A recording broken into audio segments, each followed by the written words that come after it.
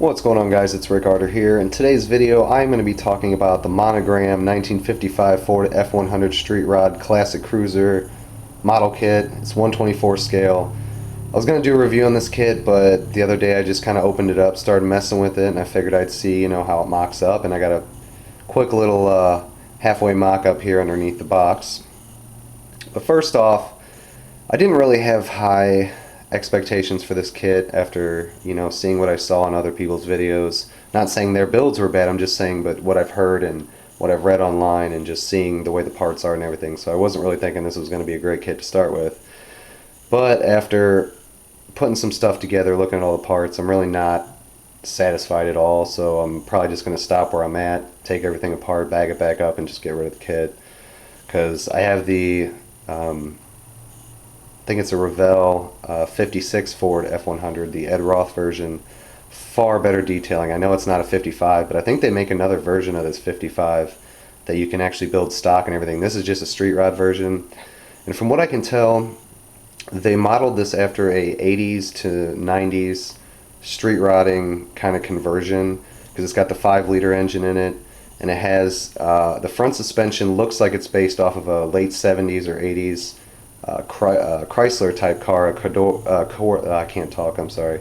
Either a Cordoba or a Velour, I think they call them, and that's a torsion bar style front suspension, which is the goofiest thing I've ever seen. Why they didn't put a Mustang 2 style suspension with the coilovers and everything, it would have made more sense. But it looks like you might be able to convert this to something like that. You'll have to remake the spindles and everything, but I'll show you that in a second. But yeah, the goofy front suspension. The rear suspension is supposed to be a independent style. I can't figure out exactly what it comes from. I mean, there's so many different cars that it could have been from, from that era. But if anybody knows, feel free to leave a comment. So, just typical Monogram here. Some information is the 2012 reissue, molded all in white, and I think the older one is actually molded in red. I mean, they have quite a few, but yeah, it's only got 96 parts, and it's got the 5-liter and everything. And I think the things that I'm most upset about this kit is the wheels and tires and the front and rear suspension. I just don't see why they did it like this. Maybe the original version that came out, it was done like this for a certain reason, and if anybody knows, like I said, feel free to leave a comment. I'd like to know. I didn't look that far into it. But like I said, the reissue, it doesn't fit anywhere for me. I find it to be goofy. I mean, the engine and transmission swap, that I can understand, because that was a really popular swap to do, the 5-liter. And you have all the parts almost besides the air cleaner to build the tri-power setup, it looks like. So, but I mean, overall, the parts are good, and the mock-up went pretty good from what I did. Here's the decals. There is some fitment issues with some of the parts. Obviously, being this is such an old release, I don't know exactly when it first came out, but I know I've seen it quite a few different times. And the parts are good. I mean, I don't know, maybe they did a new tooling on the mold and everything, because there really isn't much flash. It just seems like some of the parts don't fit quite right. And the rear end seems to sit up too high. I actually don't even have, and there's some fit issues that I found with this differential here. So that's one of the reasons I just don't want to mess with it, honestly. I have enough other projects. I wanted to kind of have this as just something I could test, different painting and just stuff like that. Really, nothing I didn't really want to mod it at all. But I'm not a fan of it. The front suspension just doesn't look right. It's off a Chrysler. Because I even looked up Ford torsion bar independent front suspension, and the only thing that comes up is Ford trucks. So I know it's a Chrysler. I did a little bit of research, and it is a popular swap to use the Cordoba or the Velour front suspension. And the rear axle, it doesn't even have, you can see I just got this thing here mocking it up, it doesn't even have that middle differential on there, so it's going to sit quite a bit higher than this. This actually has it to where it sits level, and I don't have the rims in there, I just got the back plates. I mean, the wheels do roll, but the wheels and tires are so small on this. That is one of the things that I hate. I mean, they look like they're, I'm thinking that they're supposed to be 14 or 15-inch wheels, but they look like they're like 13s. Because, I mean, this is like a popular type of, wheel and tire combination that they put on these trucks. And the chrome plating and everything's pretty nice. There is a slight bit of flash. I can't remember where it was that I saw it. But, I mean, they have front disc brakes. They don't have any brakes in the rear. They have 2 steering wheels. They have this billet style, and then they have this one right here, actually. that steering wheel. I mean, it's basic. They got a dual exhaust. I'm not a big fan of the way the dual exhaust meets together. Dashboard's alright. It's got a decal that goes on the gauge panel there.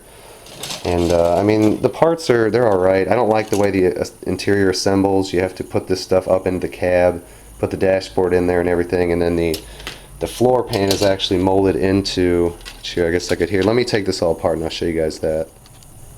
Alright, now going back to what I was saying, here's the breakdown of the parts. You got the chassis rails, and then you have the interior pan with the middle of the bed with the wood planking there molded in. I don't know what you really want to say as far as good or bad on that is. I like the separate frame, that's one good thing. But if you want to turn this into a flatbed or anything else, you're going to have to cut all that off. Whereas most kits, this is all, I know with the 56 Ford, it's all separate pieces. And it just has a small little interior pan molded in here.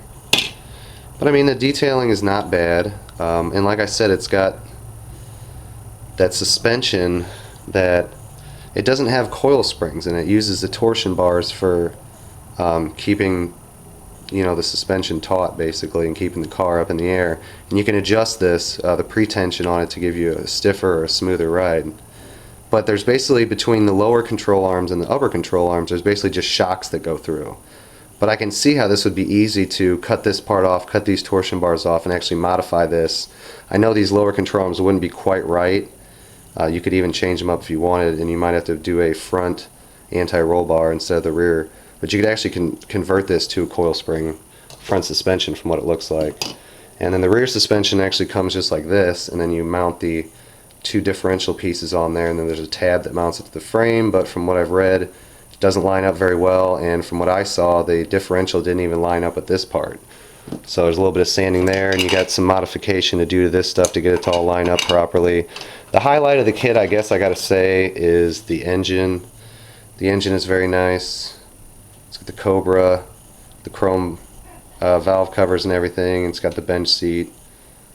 And I mean, it's a pretty detailed setup there. And like I said, if you get an oval air cleaner, you can do the tri-power setup or the fuel injection, either one.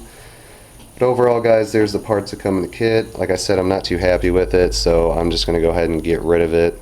And if anybody's interested, send me a message. I'll add it in my next inventory video that I make. So hope you guys enjoyed this video. Let me know what you guys think of this kit, if you've built it up or whatnot. But honestly, I've got so many projects, this is just not something I want to get into right now. So it's easy to find this kit. I'm just going to go ahead and get rid of it.